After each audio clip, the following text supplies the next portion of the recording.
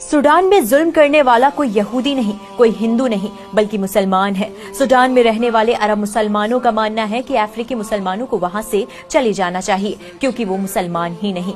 वैसे तो सूडान में 2023 से गृह युद्ध चल रहा है और ये जंग अरब के ही दो सुन्नी गुटों के बीच चल रही है जो पहले दोस्त थे। RSF और SF इन दोनों ने मिलकर ही 2019 में सूडान की तानाशाह सरकार उमर अल बशीर को हटा दिया था और सूडान के लोगों से वादा किया था कि वोटिंग से सरकार बनेगी, पर अपने किए वादे से पीछे हट गए और अब ये दोनों गुट देश की सत्ता हथियाने के लिए लड़ रहे हैं क्योंकि सूडान में गोल्ड यानी सोने की खदानें हैं। अल जजीरा की रिपोर्ट की माने तो ये जंग अब ताकत की नहीं बल्कि फिरकों की जंग बन गई है। अब रंग देखकर मुसलमानों को मारा जा रहा है और सबसे ज्यादा जुल्म कर रही है RSF, जिसको साथ मिल रहा है UAE का। UAE गोल्ड के बदले RSF को हथियार, ड्रोन और गोला बारूद दे रहा है ताकि RSF अफ्रीकी मुसलमानों पर जुल्म जारी रख पाए। RSF कहता है कि सूडान सिर्फ अरब के मुसलमानों का है, ना कि अफ्रीकी मुसलमानों का। वहीं दूसरी तरफ SF इन अफ्रीकी मुसलमानों का साथ दे रहा है। SF कहता है कि अफ्रीकी मुसलमानों को भी जीने का हक है।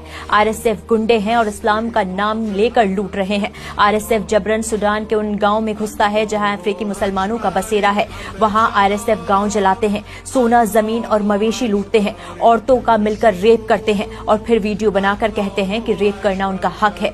10-12 साल की बच्चियों तक को नहीं छोड़ा जा रहा। उनके भाइयों को उनके सामने जिंदा जला दिया गया, गले काट दिए गए और फिर बच्चियों और औरतों को गुलाम बना लेते हैं। छोटे छोटे मासूम लड़कों को या तो उनकी आंखों के सामने काट देते हैं या लड़ने के लिए भेज देते हैं। उनके बुजुर्गों की दाढ़ी खींचते हैं और कहते हैं कि खुद को जिंदा दफन कर लो।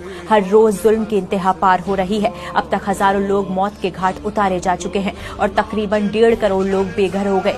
बच्चे भुखमरी से जूझ रहे हैं। एक अफ्रीकी बाप मरते मरते अपने बेटे को वीडियो कॉल करता है और उससे कहता है कोई हमें मुसलमान माने या नहीं माने, तुम कभी अल्लाह और उसके रसूल का साथ मत छोड़ना।